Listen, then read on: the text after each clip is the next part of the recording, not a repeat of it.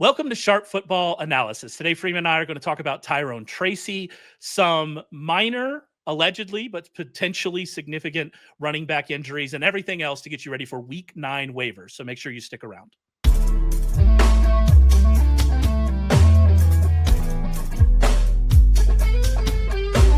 This is Sharp Football Analysis. My name is Raymond Summerlin. This is the Monday/Tuesday edition of Sharp Football Analysis. We record on Monday. I think most of you listen to it on Tuesday, in which we talk about the waiver wire. And if we're talking about the waiver wire, there's only one person to talk about that with, and that is Freeman Smith, the founder of FAABLab.app, a service you should use to learn how much you should bid on players this week. How are we doing, Freeman? Yeah, doing well. Happy to be here. Kind of the worst waiver week of the year, but that comes with its own set of strategies, I think. So it'll be interesting to talk about.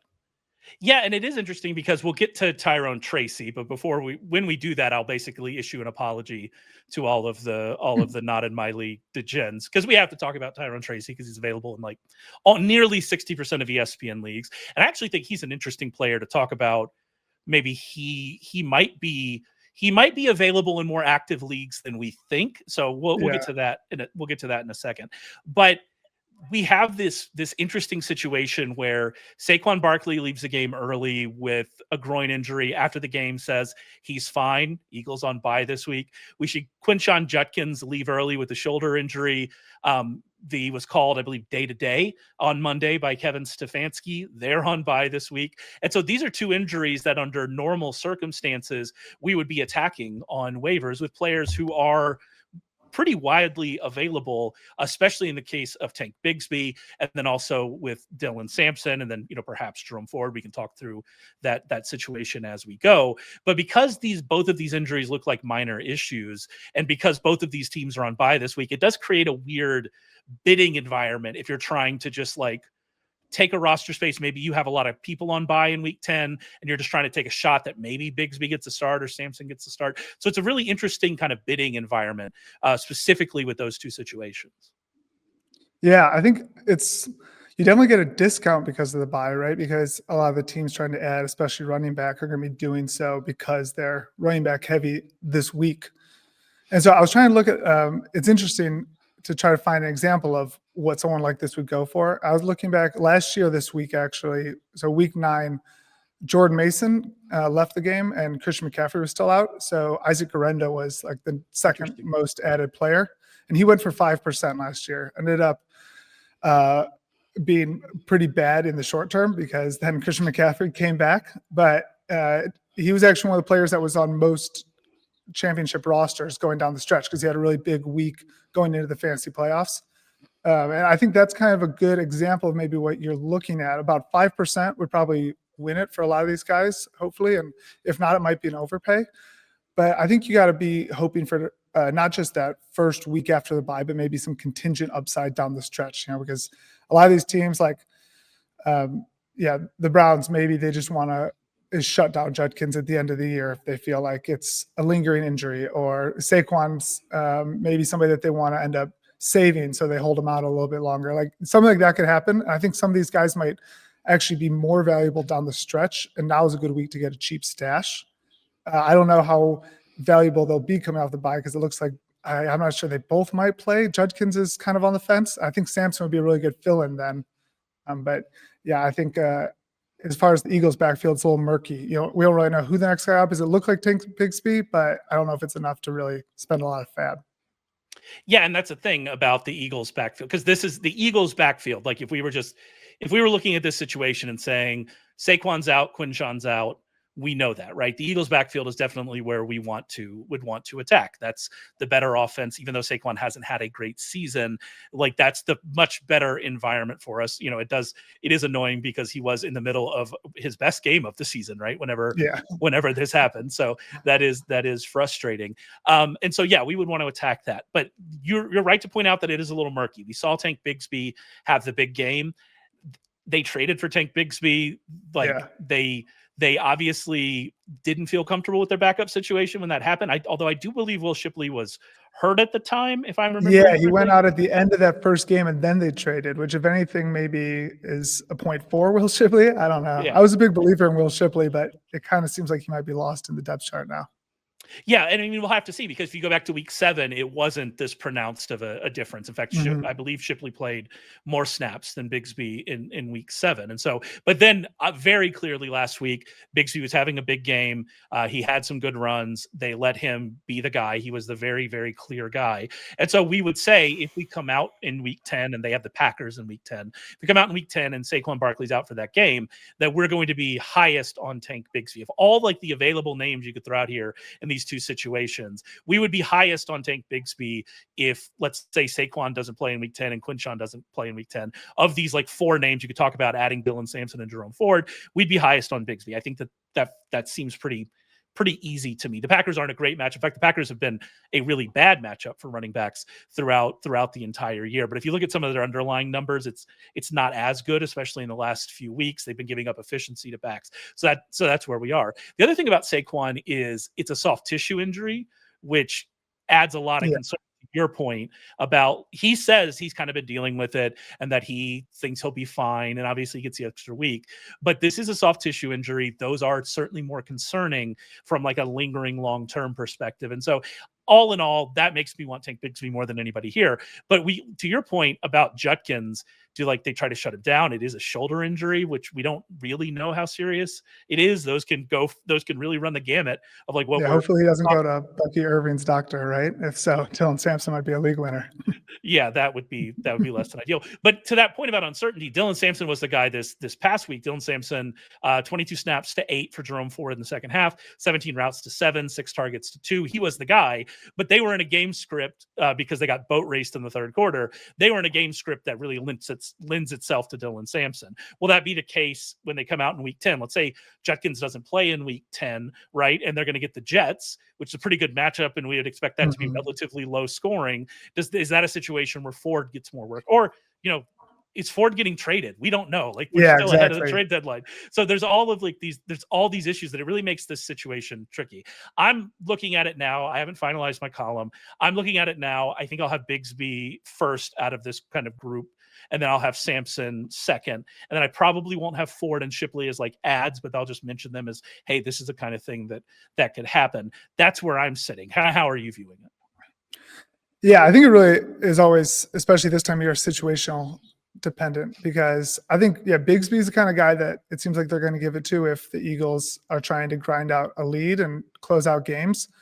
But I could see if they were in a more competitive game with the Packers that somebody like Will Shipley or maybe even A.J. Dillon, just as a change of pace, would get more run. I think Sampson would be a guy who would actually step in more in an every down role, or at least in that same split we saw with Ford if Judkins missed. But I think so. If you really need like 1 or 2 games, maybe coming off the bye, Sampson might be a better play. But I think that Bigsby has a better long-term appeal, especially with a soft tissue injury out of Saquon.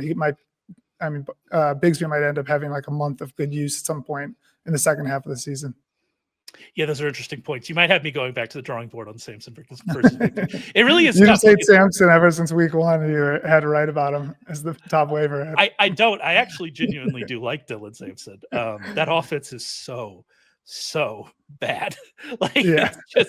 It's not good. Like, I'm gonna have to write about Cedric Tillman because it seems like Cedric Tillman will be back after the bye, and I'm like, but who cares? I guess like that's kind of where we are with this offense. It's just number 1 FAAB ad last year ahead of Garendo was Cedric Tillman, going for like a pretty hefty 19% or something. So it ended up working out too. Yeah, it worked out until the injury. Like, the injury put an end to it, but it worked out for him, to be fair.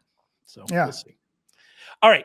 If you're not already, make sure you subscribe to our YouTube channel. Make sure you subscribe to our podcast feed wherever you're listening to this. We really appreciate it. Turn notifications on YouTube so you don't miss our exclusive analysis. We are now 7-1 on our featured prop, which we give out every week on our Friday show. They are free bets. Also, Rich Rebar is destroying it on that Friday show. I think he had another 3-0 week in terms of props. One guy that we're going to talk about here in a second, Jaylin Noel, was part of that and was a nice hit for us as well. Tons of free bets all going out on that Friday show. We also have Rich and I on Thursday. Warren does his recap. There's a ton in the podcast feed, on the YouTube feed. Make sure you subscribe. We really appreciate the support. All right, let's get to the biggest ads of the week. And as as noted in the intro, I will do a nice little apology here to the not in my league degenerates, of which I say degenerates with love because I am part of your group. So you can just move along from this because Tyrone Tracy is not available. I actually went and looked on FFPC and I believe he's 100% rostered in FFPC. So like he's not available in a ton of leagues. But what I will say is he's available in 60% of ESPN leagues. And I actually think he's not available in most of my leagues, but I went and looked around because I was really interested in this. And there is a league I'm in with really smart people, including Rich Rebar, that has shallower benches, but it has 12 teams. And he's available in that league. And I actually wonder if he is more available in active leagues than a normal 60% roster guy would be, simply because, you know, if you drafted him and then the league dies, he's just sitting on a roster somewhere. Yeah, but like you drafted him, if you drafted him and you're in an active league and you're churning the bottom of the roster, he's somebody that might have gotten dropped. So I feel a little bit better talking about him than I do most of like the obvious guys. And the other thing about this is that this, you know, unfortunately with Cam Scadaboo's dislocated ankle, like this is such a slam dunk waiver ad. Like this is an old school kind of, spend the money, go and get him. This makes like, it's just a perfect waiver ad. Yeah, it's a good point you said about the drop in, because all the auto draft leagues, a lot of times it's frustrating when you hear these waiver shows and people say, oh, Gadsden's still not rostered in 60% leagues. And it's like, yeah, obviously those dead leagues, nobody's going into add tight ends. But this is Tyrone Tracy, those 42% leagues that don't have him, he was actively dropped, right? So, I mean, we have maybe degenerates like us are making a little bit too much out of the New York Giants clear number 2 running back. Like if it wasn't for the fact that he started the year as the starter, it wouldn't really be that surprising that he was on waivers, right? So we'll indulge in this one. And I think, Tyrone Tracy was one of the FAAB darlings last year. Like he was one of the people that had the best points per FAAB dollar on FAABLab last year. And he had I think it was 1,100 plus yards. He had really explosive 18 carries that went for more than 10 yards. I know that there's a lot of like the dynasty guys will say that his advanced metrics are really bad on certain things. But beggars can't be choosers when you're getting a running back with a receiving role. He's going to get a huge amount of the rush share as well. The offense is actually kind of working with Jackson Dart. And I think we've said this before on some players, but I think this is a blow all your FAAB kind of week if Tyrone Tracy is available. Yeah, I mean, I agree. And then like the other part of it is Devin Singletary is there still, obviously, right? But it was 32 snaps to 8 snaps for Devin Singletary. For Tyrone Tracy over the final 3 quarters. Scadaboo got hurt on his first snap in the second quarter. And so I did over the final 3 quarters. It was Tracy 32 snaps to 8 for Singletary, 12 touches to 3, 17 routes to 4, 10 carries to 2. Tracy got the goal to go carry among the running backs, although Jackson Dart ended up with the rushing touchdown, which that is a concern. Like Dart is certainly somebody we're going to see used around the goal line. We also do have this like weird Tracy in the doghouse concern because we've seen that happen, if he fumbles and things like that. And so we've seen him get put in the doghouse before. So obviously that could happen. But as you mentioned, from week 5 on last season, he was the RB21 in per game half PPR scoring in a worse offense. This offense is definitely better than what he was playing in last year. So like, I don't really think we need to belabor the point. If he's available, that league that I have that he's available, and I'm going to blow some money on him because I have Achan and Ashton Genty in that league, and then like nothing else at running back. So I'll blow some FAAB on him for sure. And I think it makes a lot of sense. All right, let's move on to the second one, which I do think is more interesting, and that's Jaylin Noel. Jaylin Noel is available in 87.3% of ESPN leagues. This one is interesting to me because we start that game this week. We were high on Jaylin Noel, right? We were high on Jaylin Noel last week. We start the game this week with Braxton Berrios kind of playing a bunch of snaps, which hurt my soul. But Braxton Berrios suffered an injury in that game. Not that we're excited about that. I hope he's fine. But Braxton Berrios suffered an injury in that game. Obviously, Christian Kirk is still out. We're expecting Nico Collins to come back. And if Nico Collins comes back, that I think more affects like Jaden Higgins than it does Jaylin Noel. So we're sitting here in this situation with Jaylin Noel, who could just continue, especially if Berrios misses and Kirk misses. Like Jaylin Noel could just be the number 2 wide receiver here in Houston. And that is like really interesting to me as we move forward, especially since whenever he gets on the field, whenever he has gotten on the field recently, he's drawing targets and getting targets. So I'm still, even with like Collins coming back, and I know he had a big game, I am still really interested here in Jaylin Noel. Yeah, I actually started Jaylin Noel this week, so I'm a big believer as well. I think what's interesting is he had a relatively good week, but his route share actually went down. So he went from, I think, 48 last week to 45% this week, which with Nico Collins out might seem like a bad thing. He's clearly third on the pecking order or something. But I actually think it sort of shows that his role is well defined as this kind of vertical slot guy that has a lot of athleticism, but can also work in short passing situations. And it seems like the direct replacement for Nico Collins is still up for grabs. So I think you can kind of have some more confidence that when Nico comes back, Jaylin Noel's role will at least stay the same. And if anything, grow. I think a really similar player to him is Tank Dell. And we've seen that connection work before, like a smaller, speedier guy. And, somebody who can, if they ever do have an actual pocket to get a little bit of time, he can be a deep threat, but he can also be a safety valve for Stroud in this short yardage situation, which I think, is really desperately needed right now. I know they already had their bye because they had a really early bye, but he's the sort of typical post-bye rookie bump, I think, for lack of a better word. Like I could totally see a second half where his route share just continues to grow. And he was on 45% of routes, he still was one target away from leading the team. So just if he was running even like 75% of the routes, I think he'd be the target leader for sure. Yeah, and to your point about route participation, that I do think will be a concern with him, just based on he's going to be in that, at least based on how they're using him, he's going to be in that at his very highest point, that Josh Downs, Khalil Shakir kind of situation, in which we're going to see him used exclusively in 3 wide receiver sets and not in 2 wide receiver sets. They have a lot of big bodies for those 2 wide receiver spots, and Hutchinson and Higgins and a healthy Nico Collins. And so, we're not going to see, I don't think Nico Collins from a route participation perspective has really any effect on Jaylin Noel. I think it's much more about Berrios and Christian Kirk. And to that point, when Braxton Berrios was off the field on Sunday, Jaylin Noel ran around on 73.1% of the dropbacks. He had a 27.3% target share. And more to that point, when he's on the field, he's getting targets. Among 79 wide receivers who've run at least 30 routes the last week, Jaylin Noel ranks 9th in target rate per route and 3rd in yards per route run. That's among all wide receivers. Like we're talking about, those are elite type of target earning numbers, which is what we want to see. And I'm really glad you brought up Tank Dell, because we've seen Stroud. If you just go look at Stroud splits with and without Dell, like he needs that kind of player. Yeah. Like they need to find that kind of player for him. Jaylin Noel, I do think, could be that kind of player. And like you said, this is a rookie, a reasonably highly drafted rookie, who we would expect his role to grow, especially now that we have proof of concept. And I'm going to use that phrase again when we talk about somebody else here in a second. We have proof of concept that this guy, when he gets on the field, can command targets and make plays when he gets those targets. Then it becomes a lot easier to put him out there instead of, Braxton Berrios, or we'll see what happens with Christian Kirk. Christian Kirk's a good player. So, we'll see what happens with that. But there's a lot more upside here for Noel as we go. Maybe it doesn't work out, but taking a shot on a rookie who now through 2 weeks has shown, hey, if you give me targets, I'm going to make something happen. That makes a lot of sense from a waiver perspective, especially if he doesn't cost that much even still this week. You should have picked him up last week. Obviously, he was on our list last week. He was Rich Rebar's uncut gem. Like we were on him last week.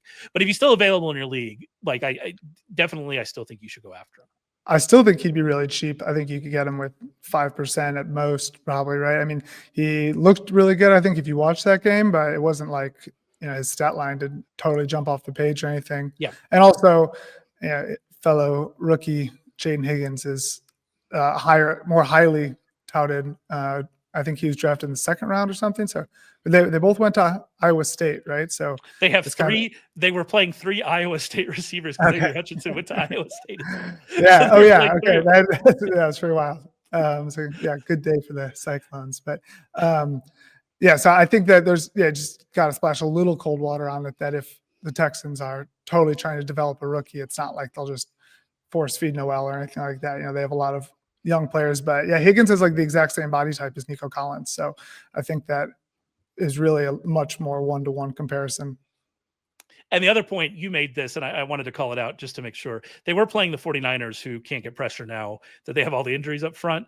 And so we'll see what the Texans offense looks like if, we saw what it looked like against Seattle. So there are still some concerns for sure with this offense moving forward. All right, one more I want to talk about here. This is a guy who I've had as a speculative ad in the column for a couple of weeks already, but we finally saw him get back on the field on Sunday night, and that was Christian Watson. He's available in 87.4% of leagues. Got, in that first game, he came away with 4 catches for 85 yards, got the long, he got the long Christians down there somewhere throw from Jordan Love, which we love to see. Absolutely there, 64.9% route share. So that's promising in his first game back. We always have concerns with wide receivers in this Packers offense based on the way in general they run their offense, like how many dropbacks we're going to get, and then obviously how many options there are available, right? We don't have Jaden Reed back yet. I assume that will happen at some point in the future. Dontavian Wicks didn't play in this game. Like there's so many options that we always have concerns, but we know what the upside is week to week for Christian Watson, and to see him come back and look healthy and get that long catch, I'm pretty excited about him, and adding him as like, I don't know if we're starting him right immediately, but adding him as a bench stash and seeing kind of where this goes for the rest of the season. Yeah, I think he's really good stash. I think a lot of times these offenses with a ton of weapons, they seem like the hardest place for a wide receiver to emerge, but it might just be that they don't have a true number one. And maybe like the last 2 years, they've been trying to tell us that it should be Watson, but he's just never on the field, right? He's struggled with injuries so much. I mean, he had that second half of his rookie season, he was like the story of the year. And ever since then, it's been either injuries or drops, it seems like. But hopefully both those things are in the past for him. And he came back and played 65% of routes, which is basically the same as Golden. So I think he's immediately supposed to be a big part of this offense. And, yeah, I mean, there's a good chance that he just gets relegated to Packers fantasy wide receiver 3-4 territory like, everybody else. But there's also a chance that they end up running it with just Watson and Kraft. And I could see that being more of a traditional offense. And when we look back, we'd be surprised that, they were piecing together a passing offense with a bunch of, maybe not true alphas. So, I think Watson's a good stash for sure. I don't think he'll be that expensive. And that schedule, the last 5 games of the year are Lions, Bears, Broncos, which is tough, but then Bears again, and Ravens. So if they end up getting hot, they end up having to pass more, and Watson ends up being the 1A in that passing offense, I think, he could be the I don't want to say league winner, but he could be someone that's pivotal to your team in the fantasy playoffs. Yeah, we don't use league winner around these parts. But he could definitely be an every week starter. That's what we're looking for here. It's just stashing and see what happens. You do have I can make downside cases for him. It's too. Obviously, we talked about Noel with the rookie second half season. We get that out of Matthew Golden, right? We could certainly see that for Golden. We could see Reed come back and just the targets not be there. We could see the Packers continue to be a pretty run heavy offense. And so it's just not there. In fact, in this game, we got Jordan Love had his second most dropbacks of the season, kind of out of necessity, just based on how the game flow happened. Are we going to keep seeing that? Although I will say, the Packers this year, even though they're not, I would like to see them open the offense more because I think Jordan Love is good. I would like to see them, really push early in the game to, score points and win games. That would be great if they would do that. But they are still more middle of the pack this year than they were last year, which last year, because of Love's injury and the Malik Willis starts, they were dead. They weren't dead last, but they were very low in pass rate over expected. They were 8% under their expected pass rate last year. This year, they're 1% under their expected pass rate. A big improvement. I would still like to see more, but that is a concern as well. So definitely concerns here for Watson, but we're just talking about a stash. So that's where we are. Speaking of stashes, let's move on and talk about a few deep cuts. Before we do that, though, I do want to mention, if you're interested in, because I do think pricing this week on if you are doing your waivers through FAAB, which you should be, make that change next year if you're not. But if you're doing your waivers through FAAB, this is going to be a very interesting week in terms of pricing. We talked about that with Tank and with Dylan Sampson. Obviously, if Tracy's available, people are going to spend a lot of money, but you need to know, okay, how much do I maybe need to spend to go and get this guy? So we mentioned Watson, we mentioned, Noel. So this is going to be an interesting week. So if you're wondering how much do I need to spend, head to FAABLab. go to FAABLab.app. It give you all the information you need to make the best bid you can make to go and get the guys that you want. Available every week. Make sure you go and check that out for sure. All right, let's get into the deep cuts. Again, these are guys who are available in at least 95% of ESPN leagues. Oftentimes, the guys I talk about are available in way more of those. Some of them are available in 100% of ESPN leagues, although I don't think I have one of those today. But these are just guys to keep an eye on. If you are one of those people that are like, I can't believe these guys are talking about Tyrone Tracy. He's been on a roster the whole year. Maybe these are the guys that you could be interested in and go and check out. So my first one here is Terrance Ferguson, the tight end for the Los Angeles Rams. I assume, we saw Tutu Atwell go on injured reserve. We're expecting Puka Nacua to come back this week after the bye. I assume this offense will go right back to being a Puka and Devontae, and that's pretty much it kind of target tree, which, is great. Both those guys are good. It's been working for them. That's fine. But we talked about Oronde Gadsden several weeks ago in this section, and it was one of those things, that whole proof of concept idea that I brought up with Noel.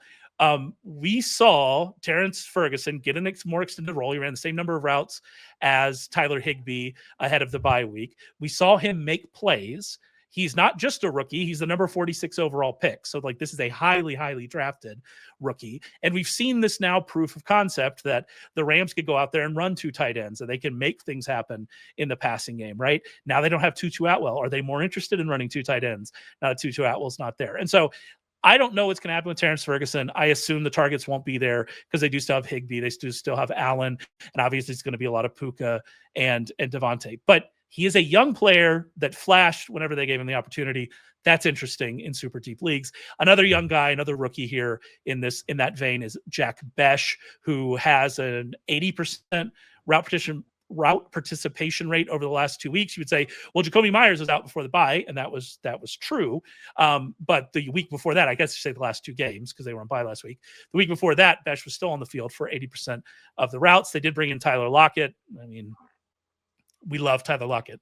This is a pro Tyler Lockett space, but Tyler Lockett of 2025 is not the Tyler Lockett that we remember in Seattle. We don't know where Jacoby Myers is going to end up. In fact, maybe Lockett coming in means we're going to see a Jacoby Myers trade. Brock Bowers will be back this week. That's great news. He will be the number one target when he's back. That's great news. But if Myers is moved, there's going to be a number two wide receiver spot, number two target earner spot there. It could be Jack Bech. He's available in a lot of leagues. Maybe look at him in deeper leagues. Yeah. So I think with Terrance Ferguson, the bull case, I guess, would be that he had a training camp injury, I believe, right? So that would explain the slow start. And he's been ramping up. So he's kind of on the pace that you'd like to see for somebody that might end up being an integral part of his offense. And I could definitely see, I could see them running a more tight end friendly offense for sure now that they've got all their pieces back and they look like they're a really competent team as well, right? Like maybe they want to run a more structured offense and try to rely on the run game a little bit more. And sometimes that can lead to more tight end sets. But and in general, if you look at FAAB spending, tight ends are one of the best return on investments, and they just kind of march on as the season goes on. They end up getting more and more return for your buck, basically. Like the average points per dollar was really high in the beginning of the season.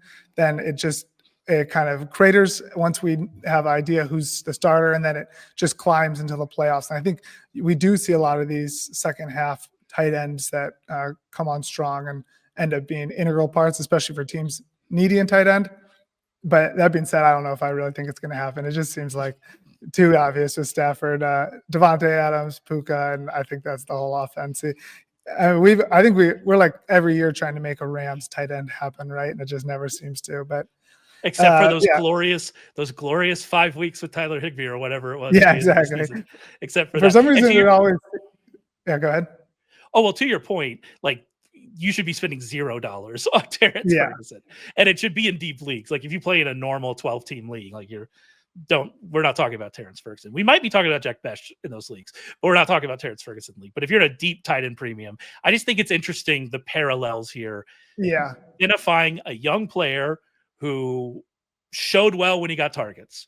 That's at least interesting in these like super deep leagues. But you're right. I think I agree with you 100%. Jack Bech is a similar guy, right? Like he's the same sort of archetype of this rookie getting more usage that started slow. I mean, he started like the first half in the doghouse. It seemed like it was like he was not even going to be out there in 3 wide receiver sets. And this is really tinfoil conspiracy style, but it seems like Lockett getting signed is actually good for him because it seems like that's an indicator that they will move Myers.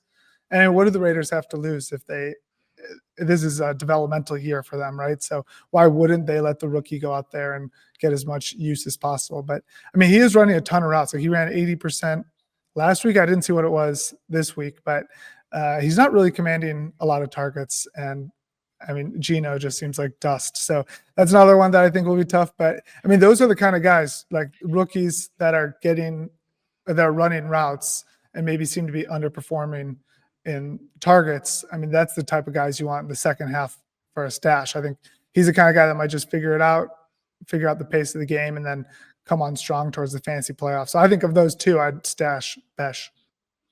You got any deep cuts? Any other names that really stood out to you? Yeah. So Jaylin Blue played a third of the rushes and then fumbled. So I feel like he's on both sides of exactly what you thought Jaylin Blue would do. And then, Isaiah Davis, obviously, we talked about him last week. I think he would actually be one of the waiver darlings this week. And let's hope that Brees was putting together some game tape to send to 31 other teams. And that was his trade tryout. And then, I mean, if Brees got traded, Isaiah Davis would be, I mean, he might be ahead of Tyrone Tracy as far as waiver ads, right? So I really don't think that they will trade Brees. It seems to be a tough week for the Jets. Like only good vibes of the season are this 1 week that they need to trade Brees. I don't know if it'll happen, but what do you think about those two guys?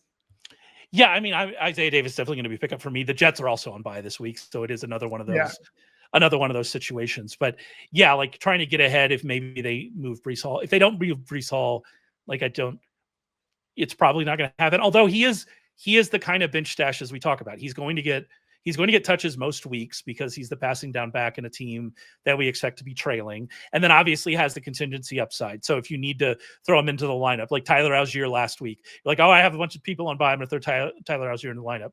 Almost didn't work out. Then he gets a touchdown and you go, okay, well, I guess we're here. Right. And so like that kind of idea that like, I'm desperate. I need a guy. Can he be that guy? I think he's kind of in that vein, that kind of Tajay Spears area, right? Like that kind of thing. But then, like you said, there's more of a chance that like Brees Hall gets moved than there are maybe some of these other guys. And so, yeah, we're certainly in on that. And so, yeah, Isaiah Davis is a no-brainer. The thing with Blue is so like we'll have to see. Like we're gonna really need to see what happens here. Javonte Williams is playing well. I don't think there's a reason for them to really move to Blue. But it was interesting. Some of the timing in that game of when he was getting touches was surprising to me, based on what we've seen from Blue and the fact that like apparently he's not like there's that whole sneaker. Do you remember the sneaker blitzer thing? Like they're just these weird like stories you get about Blue. Like Balenciaga sneakers or something. It was some like high fashion. I don't know if they were Fendi. I don't know what they were, but like it was some like super fancy cleats that gave him a blister, and like Schottenheimer was mad about it. And you're like, that's a weird story to get out into the media. You know what I'm saying? Like it's just they're weird vibe things around Jaylin Blue, but he ended up getting that work. I still think he's going to be the clear number 2. I still think it's going to be Javonte Williams, but it's worth bringing up. Like it's certainly a name that's worth bringing up. All right.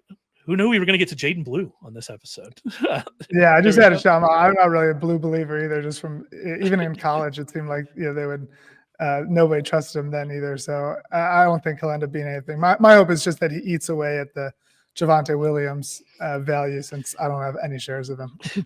I was always the biggest Javonte guy. This is like the first year I'm out on him, and he's having a career year. I'm in the same boat. In fact, I said on a podcast like at one point in the offseason, that I hope that Javonte Williams comes back and is the Javonte Williams we saw before the injury. And if that happens, I will just take my L and move on. And buddy, I'm holding that L, just absolutely holding that L. And I'm excited for him. I'm less excited for my exposure in best ball. But what are you going to do? Not me. I'm spiteful. Rooting for Blue to take his job, or at least erase his value. He didn't do it for me 2 years ago. Fair enough. All right, that's it for us. Like I said, make sure you go ahead and check out FAABLab. I'll have my waiver column available at sharpfootballanalysis.com. Make sure you check that out on Tuesday. Subscribe wherever you find us, listening to this in a podcast on YouTube. We really appreciate the support. Make sure you subscribe to get all the content we post throughout the week. And Freeman and I will be back to talk with you next week.